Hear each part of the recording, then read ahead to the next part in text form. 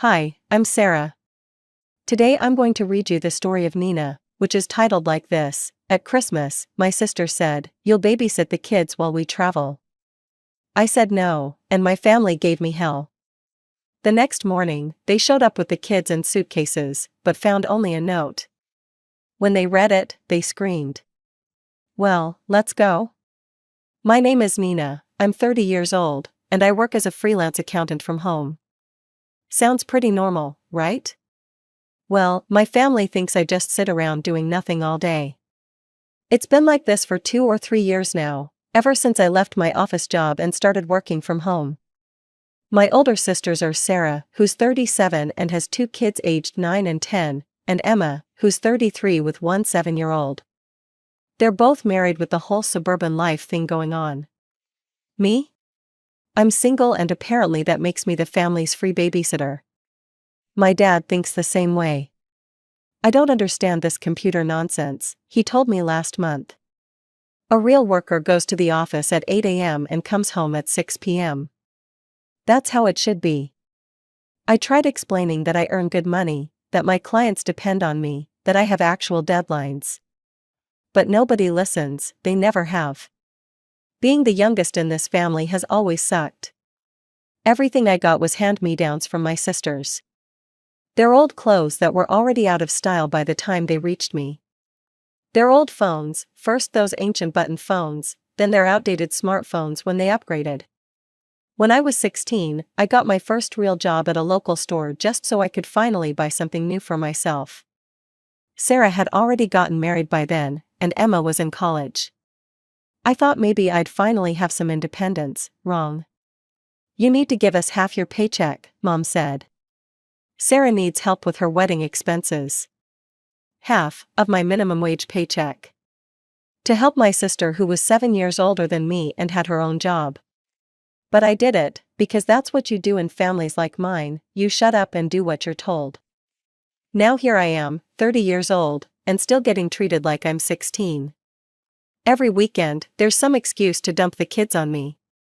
Emma wants to go out with her husband. Sarah needs a break. The kids need somewhere to stay while the adults have fun. "It's just for the weekend, Nina," Emma always says. They love spending time with their aunt. Sure, they love me, but they're kids. They're loud, they want constant attention, they need to eat every 2 hours, and they want to play games when I'm trying to work. My apartment is tiny, just 1 bedroom and a small office space. When the kids stay over, I have to sleep on an air mattress in my office because they take over my bedroom. I love my nephews, I really do, but I'm not their parent. I didn't choose to have kids. Yet somehow I'm the one who ends up responsible for them every time my sisters want a break from their own lives. The worst part is how my parents act like my sisters are these amazing mothers who deserve all the support in the world, while I'm just the family freeloader who should be grateful to help out. "Your sisters work so hard," Mom always says. "You should appreciate that they trust you with their children." Trust me? They don't have a choice. Free babysitting is free babysitting. Christmas was coming up, and for once, I had made other plans. Real plans. My friends Katie, Jen, and Mike had booked a week at a ski resort in the mountains. We'd been talking about it for months. A real vacation where I could actually relax, ski, hang out with people my own age, and not worry about anyone else's schedule. I started working extra hours to make sure all my client projects would be done before I left. I bought a new ski suit, a proper backpack, winter gear, stuff I'd never owned because I'd never had the chance to use it. It felt amazing to buy something for myself, something that was just for me and my plans. I was nervous about telling my family, though. I knew they wouldn't understand why I needed a vacation when I just work from home. But this time was going to be different. This time I was going to stand up for myself and explain that I had my own life and my own plans. December 24th came, and like always, we were having Christmas dinner at my parents' house. I drove over with a car full of presents I'd bought for everyone. When I got there, the house was empty except for Mom and Dad. "Where is everyone?" I asked. "Oh, you know your sisters," Mom said, putting ornaments on the tree. "They'll be here eventually. eventually meant 3 hours later. Sarah showed up first with her husband Tom and their 2 kids, then Emma arrived with her husband David and Tyler. The kids immediately started running around, screaming and playing, and suddenly all the attention went to them. Finally, we all sat down for dinner. The conversation was the same as always: work drama from Sarah's office, Emma's PTA meetings, the kids' sports teams. I sat there picking at my food, waiting for the right moment to mention my ski trip. "So Nina," Sarah said without looking up from her phone, "how's the typing going?" "Typing," she calls my accounting work typing. "It's going well," I said. "Actually, I wanted to tell you all something." But she wasn't listening, none of them were. Sarah was texting, Emma was cutting Tyler's food, and my parents were talking to Tom about football. I took a breath and tried again. "I have some news about my holiday plans." That's when Sarah looked up from her phone with this huge smile. "Oh, that's perfect timing," she said loudly. "I was just about to tell you, we're all flying to Hawaii tomorrow morning." Everyone started smiling and nodding. Mom clapped her hands together. Dad grinned at Tom. Emma squealed with excitement. They all knew, everyone knew except me. Yes, me and Tom, Emma, and David, Mom and Dad, we're all going for a week. The flights are booked, the hotel is paid for. It's going to be amazing. My stomach dropped. "What about the kids?" I heard myself asking. Sarah waved her hand like it was no big deal. "Oh, we're dropping them off at your place tomorrow morning before we head to the airport. You don't mind, right? It's just for a week." Just for a week of 3 kids in my tiny apartment while I was supposed to be skiing in the mountains with my friends. I stared at her. "You didn't ask me if I could watch them. If I'm even available." Sarah laughed. "Nina, come on. You're always available, you work from home." The words hit me like a slap. Always available. Because my life, my work, my plans, none of it mattered to them. I looked around the table. My parents were nodding along like this was completely normal. Emma was already talking about what to pack. Nobody was looking at me. I put down my fork. "No," I said. The word hung in the air like a bomb waiting to explode. The silence was deafening. You could hear the kids playing in the living room, completely unaware that World War III was about to start in the dining room. Mom was the first to speak. "What do you mean, no?" "I mean no, I'm not available to babysit next week." Sarah's smile disappeared completely. "Nina, this is ridiculous. We've already booked everything. The flights, the hotel, everything." "That's your problem," I said. "You should have asked me first." "Asked you?" Emma jumped in. "Nina, you don't have anything else going on. You work from home." There it was again, that phrase that made my blood boil. You work from home, like it wasn't real work. Like my life wasn't real. "I have plans," I said firmly. "What plans?" Dad asked, speaking up for the first time. "You never go anywhere." The judgment in his voice was clear. In their minds, I was just the spinster sister who sat at home all day doing fake work on her computer. "I have my own plans for the holidays," I repeated. "Plans that don't involve babysitting." Sarah slammed her hand on the table, making the wine glasses shake. "This is unbelievable. Do you realize you could ruin our entire vacation? We can't just cancel everything now." "Why not?" I asked. "You made all these plans without talking to me first. Why is it my responsibility to fix your mistake?" "Because you're family," Mom snapped. "Family helps each other." I almost laughed. Family helps each other? When has this family ever helped me? "That's not fair," Emma said, but her voice was shaky. "We've always been there for you." When have you been there for me?" "When I needed help moving to my apartment? When I was stressed about starting my business? When I needed someone to talk to after my breakup with Jason? You were all too busy with your own lives." Dad finally spoke up. "Nina, you're being selfish. Your sisters work hard, they deserve a vacation." "And I don't work hard? I don't deserve a vacation?" It's not the same thing, he said, they have families to take care of. So because I'm single, I don't matter? Because I don't have kids, my time isn't valuable? That's not what we're saying, Mom said, but I could see in her eyes that it was exactly what she was saying. Emma started getting emotional. Nina, please. We really need this trip. The kids love staying with you. The kids love staying with me because I let them do whatever they want while I try to work. Do you know how many times I've had to redo projects because Tyler spilled juice on my keyboard? Or because your kids were fighting so loud I couldn't concentrate on client calls? They're just kids, Sarah said defensively. Exactly, they're your kids, not mine. The room went completely silent except for the sound of the kids laughing in the other room. Everyone was staring at me like I'd grown two heads.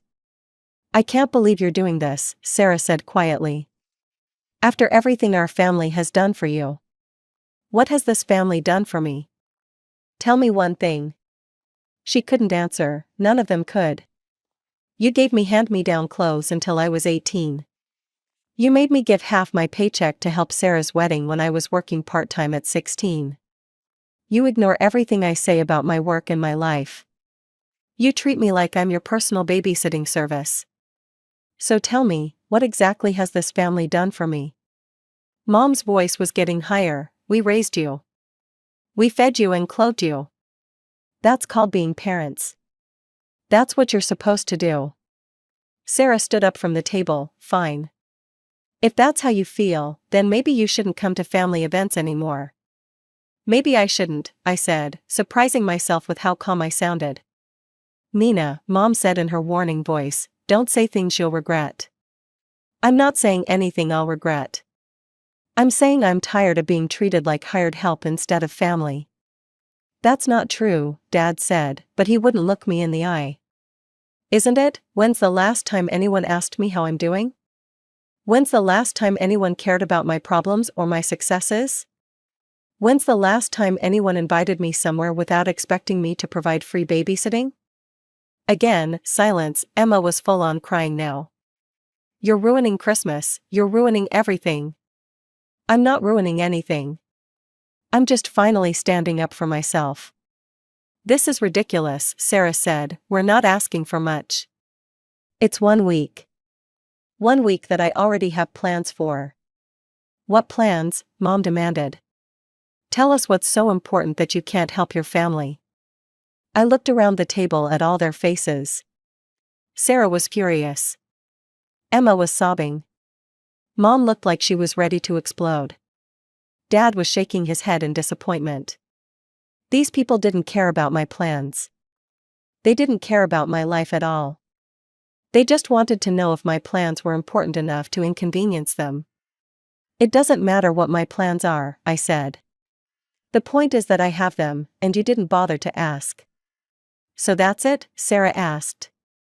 You're going to ruin our vacation because you're having some kind of temper tantrum? A temper tantrum, that's what she called me, finally standing up for myself after 30 years. I stood up from the table and grabbed my purse. Nina, sit down, Dad ordered, we're not done talking about this. Yes, we are. I turned to look at all of them one more time. I told you I'm not babysitting next week. That's final, figure something else out. Nina, Mom called as I walked toward the door. If you walk out that door, don't expect us to welcome you back. Good, I said, because I'm tired of being welcomed only when you need something. And with that, I walked out of my parents' house, got in my car, and drove home. By the time I got home, my phone had buzzed with missed calls and messages. I didn't even look at them right away. I just sat on my couch, still in shock that I'd actually done it. I'd finally stood up to them. My hands were shaking a little.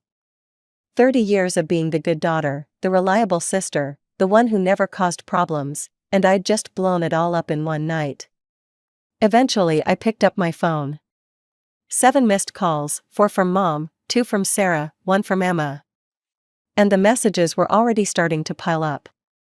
Mom, your behavior tonight was unacceptable, call me back immediately. Dad, Nina, you acted selfishly tonight. This isn't like you, your mother's blood pressure is up because of this. Sarah, I can't believe you did this to us. You're being ungrateful and vile. Thanks for ruining our Christmas. Emma, I've been crying for an hour because of what you said. How could you be so mean? I stared at the messages. Even now, even after everything that happened at dinner, they still didn't get it. They were mad at me for ruining their plans, not sorry for making assumptions about my life. I turned my phone on silent and went to the kitchen. There was leftover pizza in the fridge, my sad Christmas Eve dinner. While I ate it alone in my apartment, my family was probably back at the house talking about what a terrible person I was. But you know what? For the first time in years, I didn't feel terrible about disappointing them. I woke up early on Christmas morning, my ski clothes already laid out and my backpack packed. I'd been planning this trip for months, working extra hours, saving money, buying gear. I wasn't going to let them ruin it. Before I left, I wrote a note on a piece of paper. I wanted to make sure they understood this wasn't just about 1 week of babysitting. This was about years of being treated like I didn't matter. I wrote, I told you I wasn't available to babysit this week. I'm at a ski resort in the mountains with my friends until next Sunday. I'm tired of being your reliable babysitter and free help whenever you need it. I'm done being treated like my life doesn't matter. From today forward, I'm cutting off all contact with this family. I taped it to the outside of my apartment door and left for the meeting spot where Katie, Jen, and Mike were waiting. You look different, Katie said when I got in the car, good different. I finally told my family what I really think, I said. About time, Mike said, they'd been walking all over you for years. The 2-hour drive to the mountains felt like the longest and shortest trip of my life. Long because I kept wondering if I'd made a huge mistake.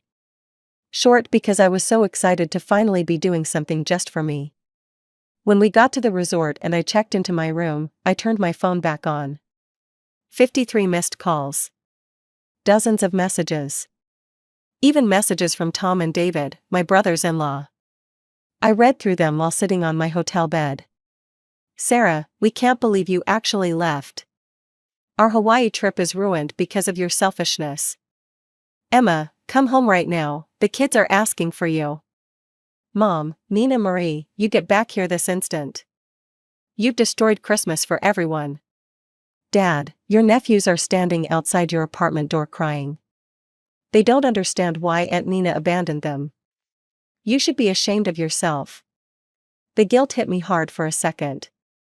The image of the kids crying outside my door was awful. But then I realized something, they brought the kids to my apartment anyway. Even after I told them no. Even after I walked out. They still thought I was bluffing. They actually thought I was just throwing a tantrum and would come running back to babysit like always. I scrolled through message after message of them being angry, hurt, confused, and demanding that I come back. Not one person apologized. Not one person acknowledged that maybe they'd been wrong to assume I was available. Not one person seemed to understand why I was upset in the first place. I blocked all their numbers. For the first time in years, I had a week of complete peace. Katie, Jen, Mike, and I skied every day. We ate at nice restaurants. We stayed up late talking about everything except family drama. I didn't have to worry about anyone else's schedule or needs or problems. It was the best vacation I'd ever had. When I got back home the following Sunday, the concierge at my building stopped me in the lobby. Miss Nina, he said, your parents have been here several times this week asking if you'd returned home yet. Your mother seemed very upset. I thanked him and went up to my apartment. The note was gone from my door. They'd definitely seen it. I felt bad for about 5 minutes, thinking about my parents missing their Hawaii trip to babysit. But then I remembered, they were the kids' grandparents. Babysitting their own grandchildren for a week shouldn't have been a crisis. It should have been normal. 2 days after New Year's, I heard familiar voices in the hallway outside my apartment. I looked through the peephole and saw them all, Mom, Dad, Sarah, and Emma, standing outside my door. This was it, the confrontation I'd been expecting. I took a deep breath and opened the door. Mom was holding my note in her hand, waving it around like evidence in a trial. "How could you do this to us?" she screamed before I could even say hello. "You framed us. Your father and I missed our vacation because of your selfishness." "We had to cancel their tickets," Sarah added. "Do you know how much money we lost?" Emma was crying again. The kids kept asking where Aunt Nina was. "How could you hurt them like this?" They all started talking at once, calling me selfish, ungrateful, arrogant. The word arrogant kept coming up. Apparently standing up for myself made me arrogant. I stood in my doorway and listened to them vent their anger and frustration. I let them get it all out. When they finally stopped shouting, I said calmly, "Did you read the whole note?" They all looked confused. "The last sentence," I said, "did you read it carefully?" They all looked at each other, then back at the note in Mom's hand. "I wrote that I was cutting off all contact with this family," I said when none of them answered. The silence was deafening. You could see the realization hitting them one by one. "You don't mean that," Mom said, but her voice was smaller now. "I do mean it. You don't see me as a family member. You see me as a convenient person to dump your responsibilities on. You see me as a free babysitter, nothing more." "That's not true," Emma protested. "We love you." "Really? When's the last time any of you called just to talk? When's the last time you invited me somewhere without needing me to watch kids? When's the last time anyone in this family treated me like my opinions or feelings mattered?"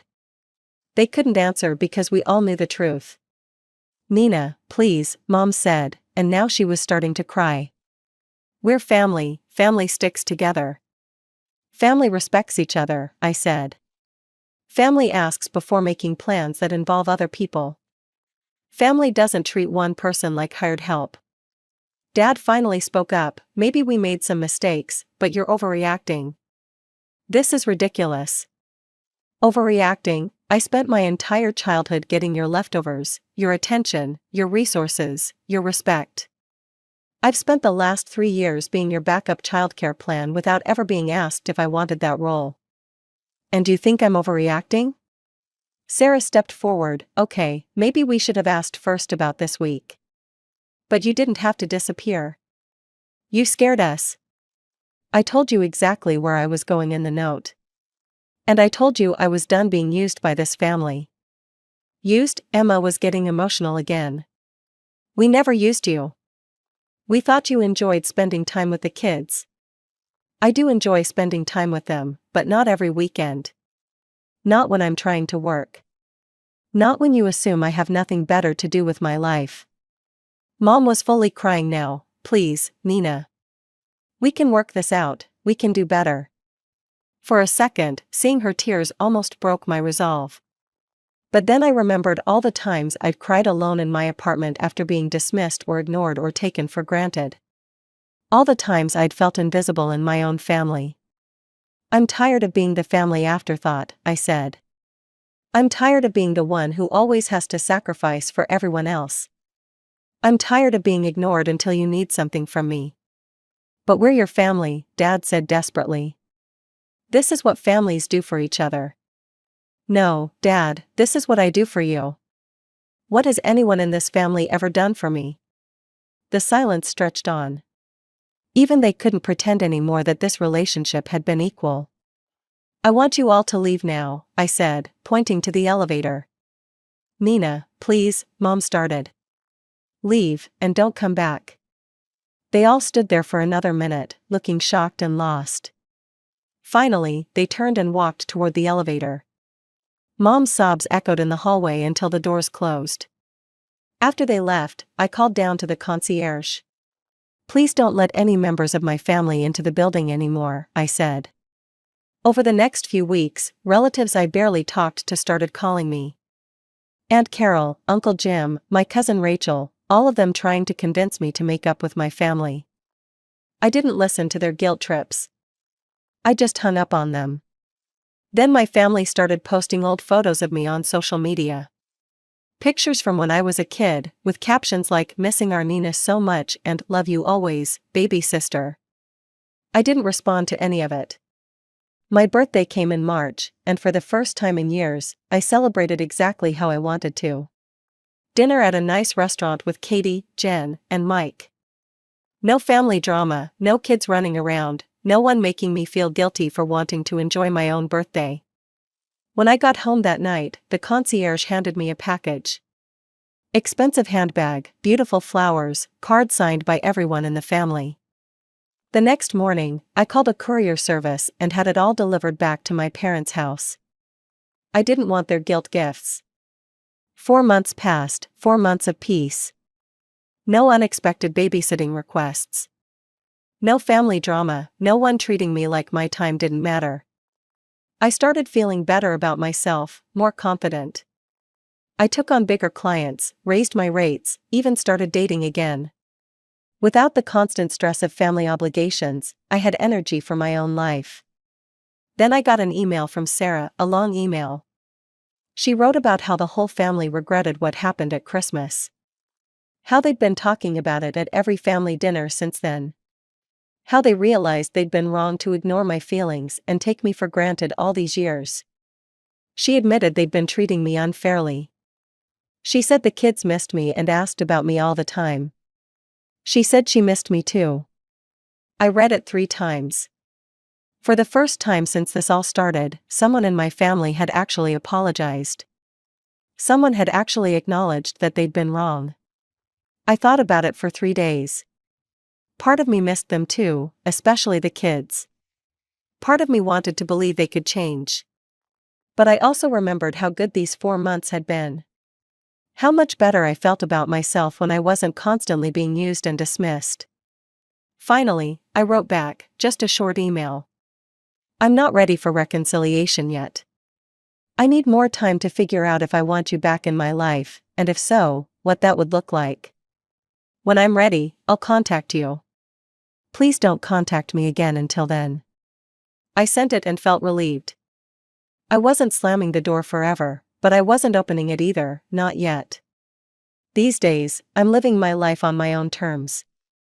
I talk to friends who actually care about me. I date when I want to. I take vacations without asking permission. I work with clients who respect my expertise. I've stayed in touch with a few relatives who supported me through all this. Aunt Carol eventually came around, and my cousin Rachel told me she was proud of me for standing up for myself. Do I miss my family sometimes? Yeah, I do, especially the kids. But I don't miss feeling invisible. I don't miss being taken for granted.